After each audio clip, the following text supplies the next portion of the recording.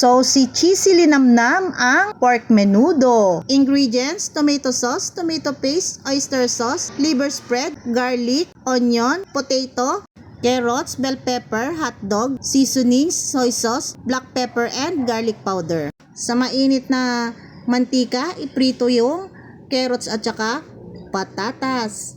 At pag medyo namula-mula na ang patatas at carrots, ay isunod naman ilagay na yung bell pepper at saka ng hotdogs. Ayan, iluto lang natin ng bahagya mga kakusina para mamaya ay saglitan na lang ang kanyang pagkakaluto pag ilalagay na natin sa ating lulutuing menudo.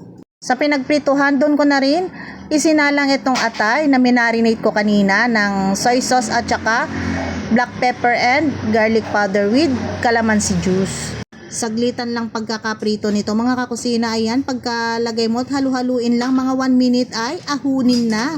Magisa naman na tayo ng bawang at saka sibuyas doon sa pinaglutuan natin ng atay. Malasa pa rin yan mga kakusina, kaya dyan na rin ako naggisa ng bawang at saka sibuyas. Ayan, dito natin igigisa na yung minarinate natin na karne ng porky sa toyo, calamansi, black pepper at garlic powder. Ayan, at binuhos ko na nga lahat mga kakusina, pati yung kanyang marination, sinama ko na rin dyan para malasa. Gisa-gisa lang, halo-halo. Imekos-mekos lang yan mga kakusina. Palambutin natin ang ating karne ng porky.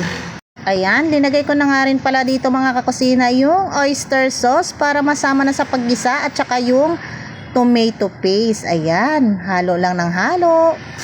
Baka naman masunog, sayang. Papait ang ating masarap na menudo. At eto nga, imemekos-mekos ko lang mga kakusina para magisa na ng ayos. Saka natin lagyan ng tubig para lumambot na ang ating porky. At kapag malambot na nga mga kakusina, ay saka naman na natin ilagay dito yung ating prinito kaninang mga gulay niya na patatas, carrots, bell pepper, hotdog at atay. Halu-haluin lang para lumasa na sa ating karneng ginigisa kanina. Ayan, at saka lagyan na natin ng tomato sauce. Dito na tayo mag-a-adjust mga kakusina ng kanyang lasa. Pwede na nating lagyan ng mga pampalasa na inyong nais. Ayan, naglagay nga pala ako dito mga kakusina ng liver spread. Ayan, pampalapot yan sa ating pork menudo. Mas masarap kasi ang menudo pag merong liver spread. Naglagay na rin ako dito mga kakusina ng pork cubes at saka ng garlic powder at black pepper.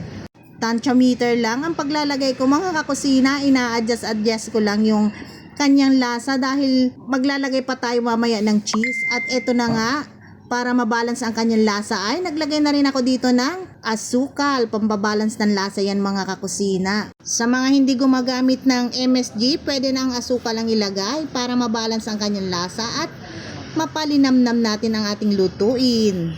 At dahil sa luto na nga ang ating pork menudo, ilagay na natin ang kanyang pang last touch, ang cheese. Ayan, kaya ina-adjust ko lang ang kanyang lasa kanina mga kakusina dahil maglalagay pa tayo ng cheese. Alam nyo naman ang cheese ay medyo maalat. Etong cheese na to ang lalong magpapasarap sa ating pork menudo. Saucy, cheesy pork menudo. Pag ganito ang pagkakaluto ng ating pork menudo, tsak na mapapatob nito ang kaldero. Ayan mga kakusina, maraming sauce dahil request and dedication yan ng aking Junakis na magluto daw ako ng may sauce na ulam. Kaya ayan, naisipan kong magluto ng menudo ngayon. At eto na nga, ready na ang masarap na ulam. I-ready na ang isang kalderong kanin dyan dahil mapapa-only rice ka sa sarap. Sauce pa lang, ulam na. Ano pang inaantay nyo mga kakusina? Magluto na din kayo ng pork menudo with cheese para saucy, cheesy, linamnam ang ating lulutuing pork menudo. Tara po, kain na po tayo mga kakusina. Maraming salamat sa inyo lahat. God bless us always. I love you all. Mwah.